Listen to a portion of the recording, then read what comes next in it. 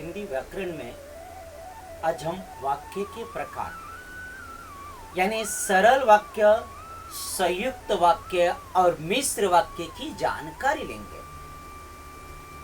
सरल वाक्य, संयुक्त वाक्य और मिश्र वाक्य की जानकारी लेंगे आज। दो या दो से अधिक अक्षर को मिलाने से शब्द बनते हैं। जैसे अमर, अमर एक व्यक्ति का नाम भी है और जो कभी न मरे वो भी अमर है।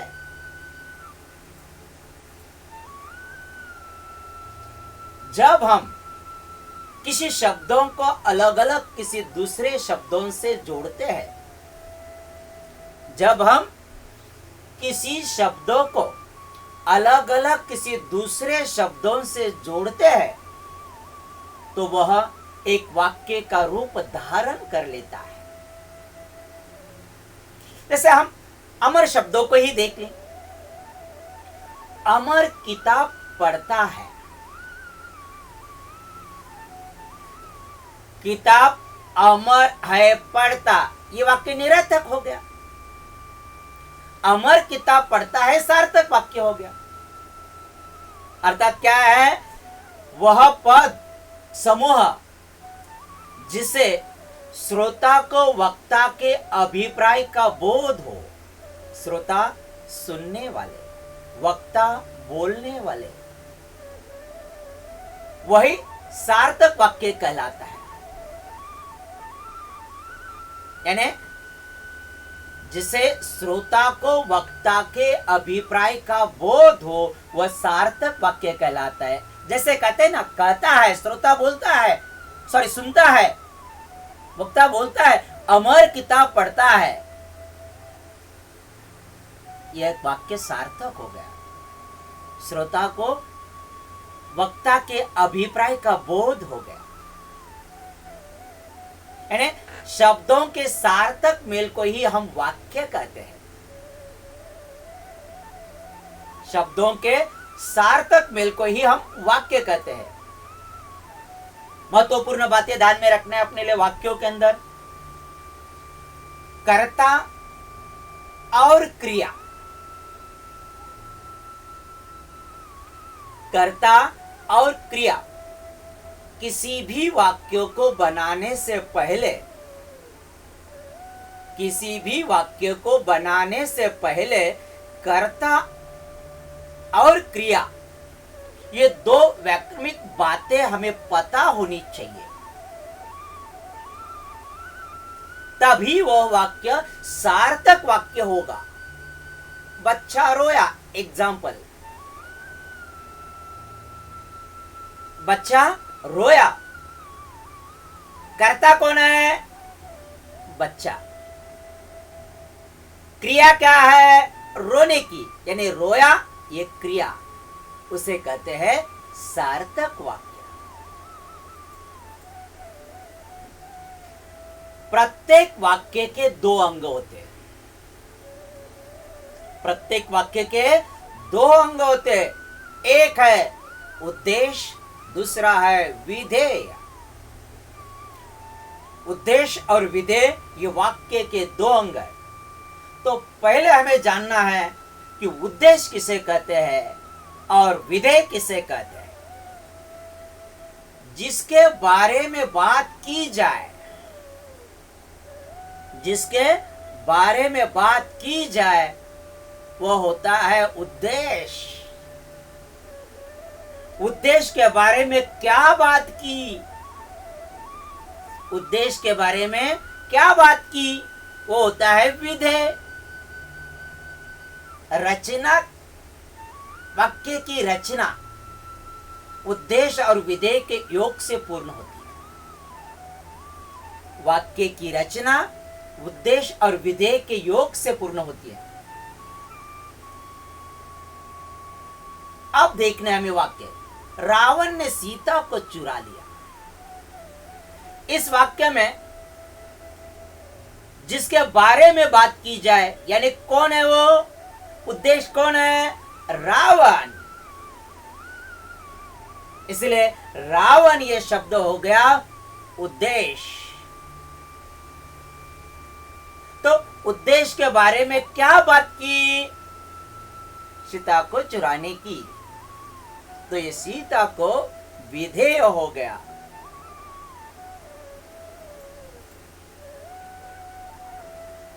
वाक्य के प्रकार की ओर देखें तो वाक्य के दो मुख्य भेद हैं।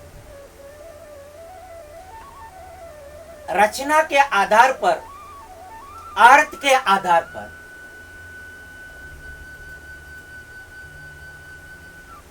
रचना की दृष्टि से वाक्य के कुल 3 प्रकार हैं। रचना की दृष्टि से या रचना के आधार पर वाक्य के 3 प्रकार हैं। एक है सरल वाक्य, दूसरा है संयुक्त वाक्य और तीसरा है मिश्र वाक्य। सरल वाक्य, संयुक्त वाक्य, मिश्र वाक्य, ये रचना के आधार पर बने हुए 3 वाक्य है। तो पहले हमें देखना है सरल वाक्य। सरल, साधारण, आसान। सरल यानी साधारण या आसान हम कहते हैं उसे। एक मुख्य क्रिया, एक उद्देश्य और एक विधेय। एक मुख्य क्रिया है जिस मुख्य क्रिया के अंदर एक उद्देश्य है और एक विधेय है। उद्देश्य किसे कहते हैं हमने देखा है, विधेय किसे कहते हैं हमने देखा है। लेकिन कोई भी योजक शब्द नहीं होते उस वाक्य के अंदर। कोई भी योजक शब्द नहीं होते। योजक शब्द यानी क्या? और, तथा, अथवा, इस प्रकार के कोई भी योजक शब्द सरल वाक्य के अंदर नहीं होते। जैसे राम ने तीर मारा, एक एग्जाम्पल हमने देखा। राम ने तीर मारा, एक साधारण वाक्य, आसान है, सरल शब्दों में लिखा है, वाक्य पूर्ण किया गया है। दूसरा, नौकर ने समय पर काम पूरा कर लिया। नौकर ने समय पर काम पूरा कर लिया, यह दूसरा वाक्य देख लीजिए। सांझ होते ही पक्षी घोंसले में आ गए। अगर हमने इन तीनों वाक्यों को देखा तो उन तीनों वाक्यों के अंदर हमें यही पता चलता है, एक उद्देश्य है, एक ही विधेय है। और कोई भी शब्द, योजक शब्द उस वाक्य के अंदर नहीं आते। उसे हम सरल वाक्य कहते हैं।